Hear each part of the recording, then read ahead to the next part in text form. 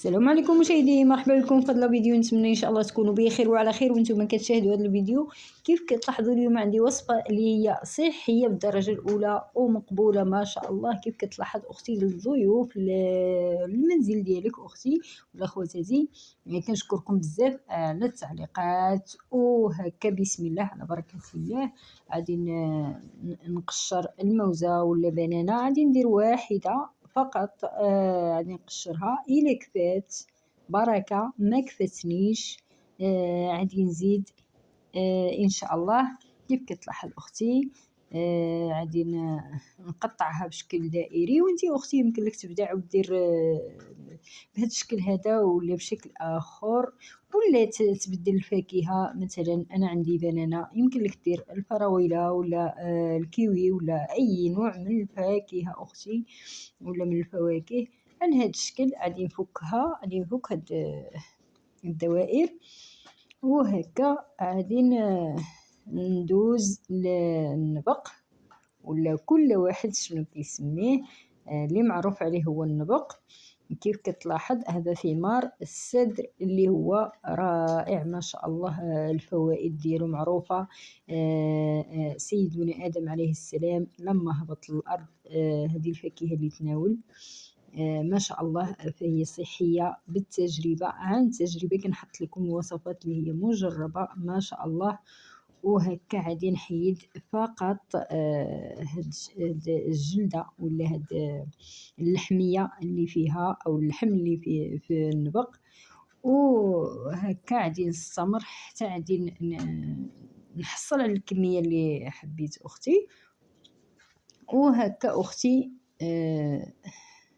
غادي نستمر. فهو فيه اللي مسوس، يمكن لكم خواتاتي تعزلوا الا لقيتوها مسوسه ما ديروهاش. كيكون بعض الاحيان مسوس النبق.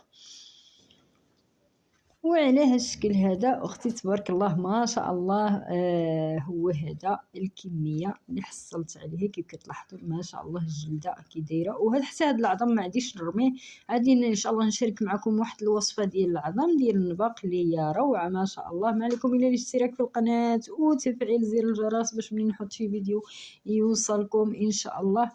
وهكا غادي ندوز اختي كيف كتلاحظ باش نبدا في الكلاص ولا ايس كريم، كل واحد شنو كيسميه ما شاء الله، اللي هو ساهل بزاف بزاف ورخيص بزاف بزاف. على هذا الشكل غادي نفرغ القليل من النبق او اللحم ديال النبق. وهكا غادي ندير اقراص ديال البنان على هذا الشكل. وغادي نمرغو بهاد. حبيتي تزيد طحنيه شويه، يمكن لك اختي كيف ما سبق قلت لكم خواتاتي، يمكن لكم تبدعوا اكثر، يمكن لكم طحنوه وتمرغوا فيه والشكل الاخر تخليه هكاك. يعني غير اللي غادي تكمس فيه البنان ولا الموز ديالك يكون مطحون هكا يسهل عليك. ولكن هو ديكور ما شاء الله. وهكا كتحس براسك بانك كتاكل النبق، يعني كيبقى الجلده ديالو غليظه شويه. وهكا ما شاء الله غادي نستمر في الكميه اللي عندي هنا ولا اللي حبيت نديرها اللي تكفيني على هذا الشكل هذا. وكنشكركم بزاف على المشاهده وعلى التعليقات. كيف ما كتلاحظ اختي ولا خواتاتي عندي هنايا كاس ديال الياغورت، اي ياغورت متوفر عندك اختي. ولا ما حبيتش ندير بالكريمه، فضلت ندير بالياغورت، لان الياغورت اصلا يعني هو استعمال يومي ديالنا ما شاء الله. علاش لا ما نوظفوش. وحطيت لكم وصفات ولا شاركت معكم وصفات اخرى ديال الكلاص او ايس كريم وتحليه اللي هي فيها عده انواع ما شاء الله. يمكن لكم عندي نخلي لكم بعض الروابط في صندوق الوصف اللي يحب يشاهد. كيف كتلاحظ اختي كيجي روعه ما شاء الله مقبول.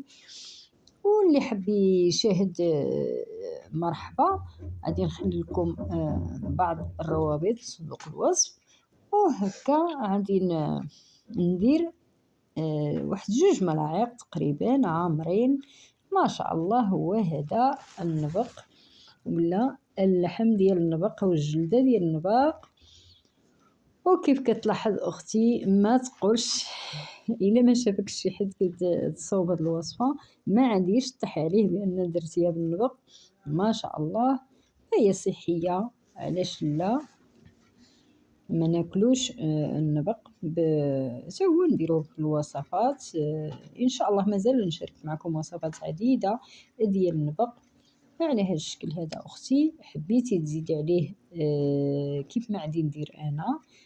هذا شتي تبارك الله ما شاء الله، يمكن لك تاكلوه ولا تقدميه بهذا الشكل هذا هكا. غادي ونتمنى اي استفسار ولا اسئله جات على بالكم خليولي في التعليقات. انا كنزيد القليل من الياغورت، ويمكن لك اختي تزيد، ولا الا ما كفاكش تقدمو هكاك فهو روعه ما شاء الله. وهادو اطراف ولا دوائر ديال البنان غادي نزين بهم ولا نضيفهم من وجه ديال الايس كريم ديالنا ولا الكلاص ديالنا. وفي الشكل هذا يمكن لك تبارك الله دير الضيوف ديالك بلا ما تبذل اي مجهود. 5 دقائق تبارك الله تكوني موجده الكلاص ولا كيف ما حبيتي تسميه اختي ولا ايس كريم. وهذا هو الايس كريم ديال اليوم ما شاء الله. ايوا هو روعه راقي ما شاء الله بدون تعب. وهو هذا صلوا على الحبيب عليه الصلاة والسلام، اللهم صل وسلم عليك يا حبيبي يا رسول الله. فهو روعة ما شاء الله. إلا ما شافك حتى شي حد كديروه بالنباق كيف سبق لي وقلت لكم أختي ما عنديش طيح عليه دايرتو بالنباق. ونتمنى هذا الفيديو ينال الإعجاب ديالكم. إلى فيديو آخر إن شاء الله. هاد الوصفة هذه كيف لاحظتي أختي ما عادش تملي منها ولو تاكليها يوميا. وهذا هو الكلاص ما شاء الله. نتمنى الناس اللي كيشاهدوني اول مره يخليوا الاشتراك في القناه وتفعيل الجرس، وانتم معايا درداركم الناس اللي مشتركين في القناه. ومتنساوليش لايك للفيديو وبارطاجيو الفيديو مع الاهل والاصدقاء ديالكم، هكا نكونوا شاركنا الوصفه مع العديد من الاخوه والاخوات. وهكا تبارك الله ما شاء الله. شتي حتى النبق يمكن لك تاكليه هكاك، ولكن بهذه الطريقه هذه كيجي عنده واحد القيمه كبيره. وكيف كتلاحظ فهو مقبول ويمكن لك تقدمه لاي عزيز عليك ما شاء الله. مع السلامه الى فيديو اخر ان شاء الله.